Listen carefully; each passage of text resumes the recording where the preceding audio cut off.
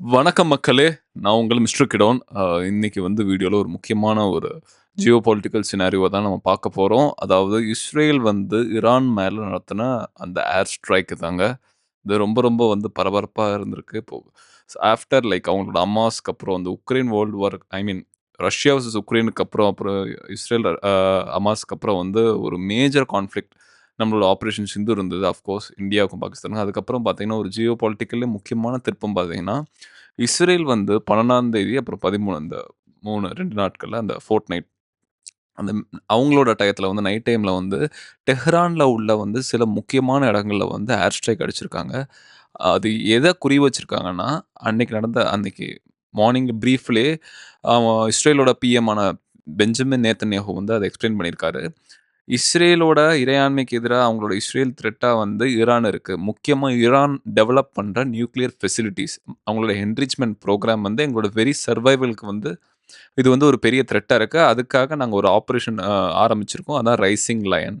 இந்த ஆப்பரேஷன் பேரு. அந்த ரைசிங் லயனோட நோக்கம் என்னன்னா, ஈரானோட முக்கியமான மிலிட்டரி ஃபெசிலிட்டீஸ், முக்கியமான மிலிட்டரி ஜெனரல்ஸ், அப்புறம் நியூக்ளியர் சயின்டிஸ்ட் அத அவங்க டார்கெட் பண்ணியிருக்காங்க டெஹரான்ல அதாவது என்னென்ன நபர்கள், என்னென்ன இடம் பார்த்தீங்கன்னா நேத்தன்ஸ் கொண்டா, அப்புறம் கொராம்பாத் இதில உள்ள பாலிஸ்டிக் மிசைல் புரொடக்ஷன் சைட்டு, அப்புறம் ஏர் டிஃபென்ஸ் அந்த சைட்டு, அதுக்கப்புறம் சில ரெசிடென்ட்ஸ் டாப் மிலிட்டரியும், அப்புறம் நியூக்ளியர் சயின்டிஸ்ட்டோட ரெசிடென்ஸையும் அட்டாக் பண்ணியிருக்காங்க.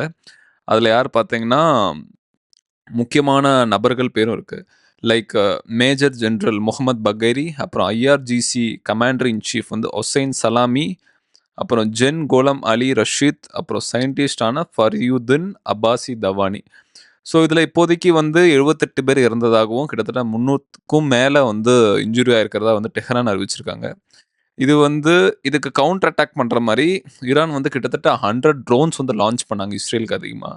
அது மோஸ்ட்லி பார்த்தீங்கன்னா அ நம்மளோட இஸ்ரேலோட அயர்ன் டோம்னால கொஞ்சம் தடுத்து நிறுத்தப்பட்டிருக்கு. அதுக்கப்புறம் பார்த்தீங்கன்னா, நெறையா ஜியோ பொலிட்டிக்கல் சினாரியோ நடந்திருக்கு. அதே மாதிரி பார்த்தீங்கன்னா, சுப்ரீம் லீடர் கமேனி இஸ்ரேலுக்கு நேரடியா ஒரு வார்னிங் குடுத்திருக்காரு. என்னன்னா, இது பிட்ரோல் பெயின்ஃபுல் ஃபேட் அவங்க தீர்மானிச்சிருக்காங்க. அதாவது ஜயனிஸ்ட் அதாவது இஸ்ரேல் அவங்க அப்படிதான் இது பண்றாங்க. ஜயனிஸ்ட் ஒரு பெரிய தவறு பண்ணியிருக்காங்க. இது நெறைய அப்புறம் உலக லெவல்ல எல்லாரோட லீடர்ஸ் அப்புறம் அவங்களோட குரல்லாம் எழுப்ப ஆரம்பிச்சது. முக்கியமா பார்த்தீங்கன்னா, ட்ரம்ப் என்ன சொன்னார்னா நாங்க ஈரான் கிட்ட ஒரே ஒரு வார்த்தை தான். ஈரான் கிட்ட நியூக்ளியர் பாம் இருக்கக்கூடாதுங்கிறத ட்ரம்ப் ரொம்ப முடிவா இருந்திருக்காரு. ஆனா அதுவே யுஎஸோட செக்ரட்டரி ஆஃப் ஸ்டேட் அவரு என்ன சொல்லியிருக்காருன்னா, மார்க்கோ ரூபியோ, ஈரான் அதாவது நீங்க யுஎஸ்ஸ சந்தேகப்படக்கூடாது. இது இஸ்ரேல் நடந்த ஸ்ட்ரைக். இஸ்ரேல் ஈரான் மேல தொடுத்த ஸ்ட்ரைக்குக்கும் யுஎஸ்க்கு எந்த சம்மந்தமும் இல்ல. இதுக்கு எங்க மேல பழி போடாதீங்க. நாங்க இதுக்கு பின்னாடி இல்லங்கிறத Marco Rubio secretary of state சொல்லியிருக்காரு யுஎஸ்ல. ஸோ அவங்களுக்குள்ளேயே அவங்க என்ன சொல்றாங்கன்னா, யுஎஸ்க்கு ஈரானுக்கு இஸ்ரேலுக்கு பின்னாடி இல்ல.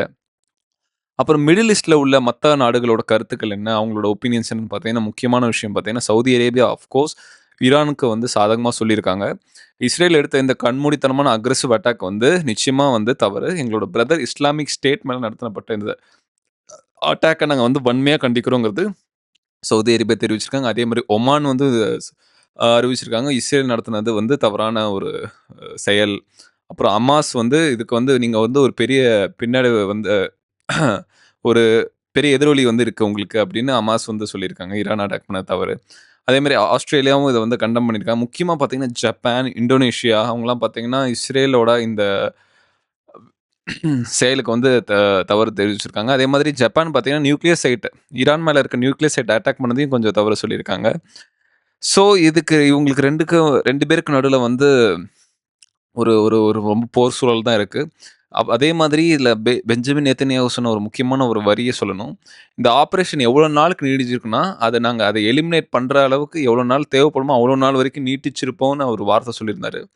இது ஒரு ஸ்ட்ரைக் அதாவது ஒரு ஒரு ஒரு இன் அண்ட் அவுட் ஆப்பரேஷன் மாரி இல்ல. இது ஜஸ்ட் நம்ம ஆப்பரேஷன் சிந்தூர் மாரி தான். இன்னொரு தடவ தொடுத்தா நம்ம அடிப்போம்னு சொல்லியிருக்கலாம். அதே மாதிரி தான் அது இது நிறுத்தவே மாட்டோம். இப்போ யுஎஸ் ரஷ்யா, யுக்ரைனுக்கு போற மாரி தான் இது நடக்கும். ஸோ இதுக்கு எதுவுமே சொல்லல. அதே மாதிரி பார்த்தீங்கன்னா, வேர்ல்ட் வைட்ல பார்த்தீங்கன்னா, நெறையா சில ஸ்டாக் மார்க்கெட் டவுன் ஆயிருக்கு. அப்புறம் ஆயில் பிரைஸஸ் 7-12% இன்கிரீஸ் ஆயிருக்கு இதனால. ஏன்னா, ஆஃப் கோர்ஸ் தெரியும் ஈரானோட ஆயில் கெப்பாசிட்டி என்னன்னு. இப்ப இவங்க 2 பேருக்கு இடையில வந்து பார்த்தீங்கன்னா, என்ன மாரி சூழ்நிலை இருக்கு? ஒண்ணு பார்த்தீங்கன்னா, இதுல யாரு ஜெயிப்பா? இது யாரோட சுப்பீரியாரிட்டி இருக்குங்கிறத நம்ம வந்து யோசிப்போம். அதே மாரி ஜியோ பாலிட்டிக்கலா யாருக்கு பிளஸ் பாயிண்ட்ன்னு யோசிப்போம். எனக்கு தெரிஞ்சு 2 பேரும் ஒரே ஸ்டேட்ல தான் இருக்காங்க ஜியோ பாலிட்டிக்ஸா. அஃப்கோர்ஸ் இஸ்ரேலோட பெரிய பிளஸ் என்னன்னா, யுஎஸ் இருக்கு. ஸோ யுஎஸ் தான் அ நமக்கு தெரியும் ஜியோ பாலிட்டிக்ஸ்ல வந்து யுஎஸோட ஆக்சஸ் தான் வந்து எப்பவுமே பவர்ஃபுல்லானது, கை ஓங்கி இருக்கிறது. அது மட்டும் இல்லாம, இஸ்ரேலோட அந்த டாமினன்ஸ், ஏரியல் சுப்பீரியாரிட்டி. ஏன்னா இந்த வார் இவங்க 2 பேருக்கு வந்த வார் வந்து யாரு ஜெயிப்பாங்கிறத தீர்மானிக்கிறதே ஏரியல் சுப்பீரியாரிட்டி. ஏன்னா அவங்களோட டிஸ்டன்ஸ் பார்த்தீங்கன்னா, ரொம்ப ரொம்ப தூரங்க. இஸ்ரேல அட்டாக் பண்ணா இல்ல 2 பேருக்குமே ஒருத்தர அட்டாக் பண்ணணும்னா ட்ரூப்ஸோ, இல்ல நேவல்ஸோ வந்து ரொம்ப கஷ்டம். ஒரே ஒரு விஷயம் தான் வேணும். அதான் ஏரியல். அதாவது ஃபைட்டர் ஜெட்ஸோ இல்லன்னா வந்து ட்ரோன்ஸ் அட்டாக் தான் மெயினு.